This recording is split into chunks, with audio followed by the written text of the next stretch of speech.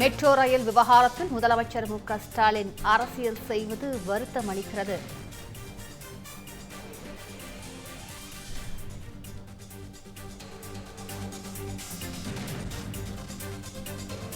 Kovai Madurai metro திட்டத்தை முதலமைச்சர் ஸ்டாலின் அரசியல் மயமாக்குவது துரதிருஷ்டவசமானது என மனோகர் லால் கட்டார் தெரிவித்திருக்கிறார். இது பற்றிய அண்மை செய்தியை நாம் பார்த்து வருகிறோம். கோவை மதுரை மெட்ரோ திட்டத்தின் விரிவான திட்ட அறிக்கையில் குளறுபடிகள் இருக்கின்றன என மத்திய அமைச்சர் மனோகர் லால் கட்டார் தெரிவித்திருக்கிறார். இது பற்றிய அண்மை செய்தியை நாம் பார்த்து வருகிறோம். மெட்ரோ ரயில் திட்டத்தில் முதலமைச்சர் ஸ்டாலின் அரசியல் செய்வதாக மத்திய அமைச்சர் மனோகர் லால் கட்டார் தெரிவித்திருக்கிறார்.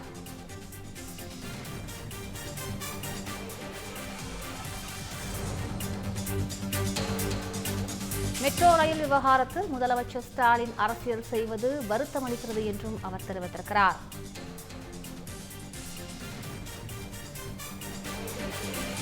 கோவை மதுரை மெட்ரோ திட்டத்தை முதலமைச்சர் ஸ்டாலின் அரசியல் மயமாக்குவது துரதிருஷ்டவசமானது என மத்திய அமைச்சர் மனோகர் லால் கட்டார் தெரிவித்திருக்கிறார்.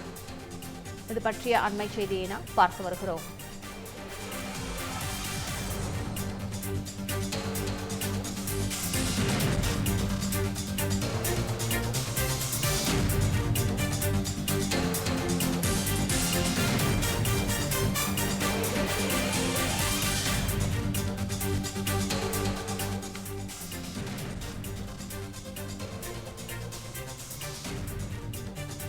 கோவை மதுரை மெட்ரோ ரயில் திட்ட அறிக்கையில் குளறுபடிகள் இருப்பதாக மத்திய அமைச்சர் மனோகர் லால் கட்டார் தெரிவித்திருக்கிறார்.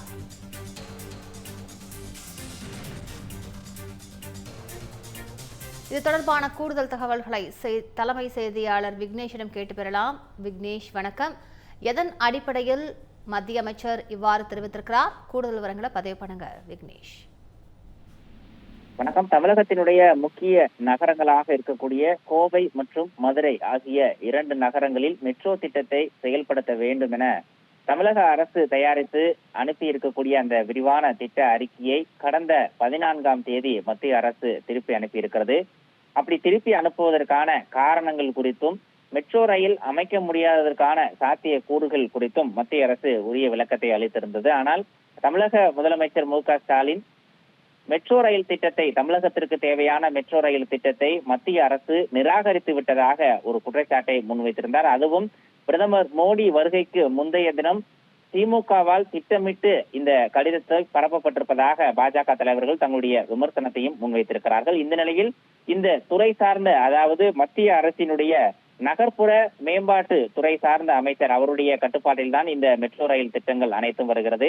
துறை சார்ந்த அமைச்சர் முதலமைச்சர் மு க ஸ்டாலினுக்கு ஒரு விரிவான விளக்கத்தை வழங்கியிருக்கிறார். அந்த விளக்கத்தை பார்க்கும் போது 2017ஆம் ஆண்டு மெட்ரோ ரயில் கொள்கையை மத்திய அரசு அமல்படுத்தியதாகவும், பொதுமக்களுக்கு நன்மை அளிக்க வேண்டும் எனவும், பொது போக்குவரத்தை மக்கள் அதிக அளவு பயன்படுத்த வேண்டும் என்ற ஒரு திட்டத்தின் அடிப்படையில் கொண்டு வரப்பட்ட இந்த மெட்ரோ ரயில் திட்டத்தில் சர்ச்சைக்குரிய கருத்துக்களை தெரிவித்து இந்த திட்டத்தினுடைய நன்மைகளை அரசியலாக்குவது வருத்தம் அளிப்பதாக, அதாவது முதலமைச்சர் இந்த செயல்பாடுகளை அரசியலாக்குவது வருத்தம் அளிப்பதாக மத்திய அமைச்சர் மனோகர் லால் கட்டார் தெரிவித்திருக்கிறார்.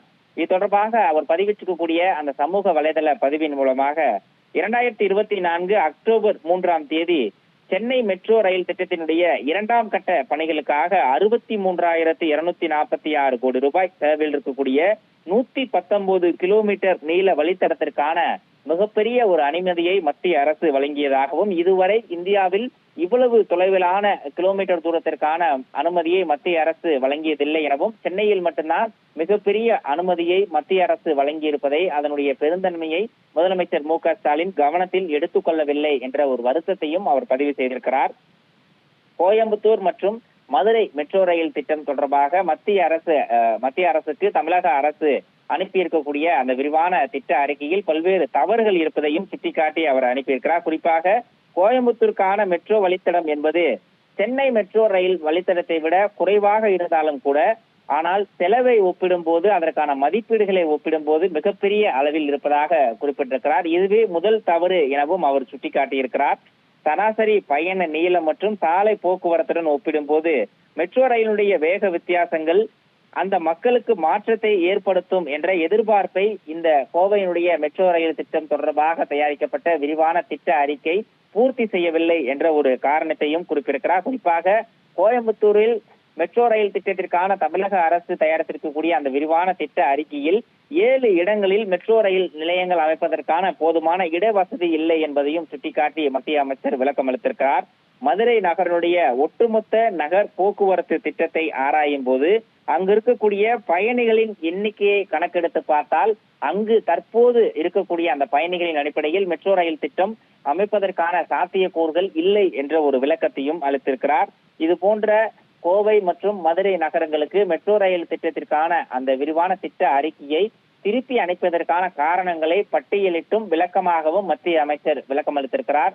இது போன்ற மக்களுக்கு நன்மை அளிப்பதற்காக மத்திய அரசு செயல்படுத்தப்படக்கூடிய திட்டங்களை அரசியலாக்குவது ஏற்புடையது அல்ல எனவும் முதலமைச்சர் மு க ஸ்டாலினுக்கு மத்திய அமைச்சர் பதில் அளித்திருக்கிறார்.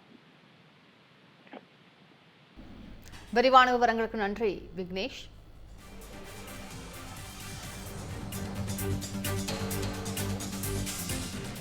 Years of trust, a revolution of gratitude, 100% assured appreciation. With gratitude, G Square oda 13th year anniversary offer plot villa apartment எது புக் பண்ணாலும் 25 வருஷத்துக்கு பவர் இருக்கும் ஆனா EB bill இருக்காது. Up to 5 kilowatt solar panels with no additional cost ஓட கிடைக்கும். Zero EB revolution. To book call 8939710009.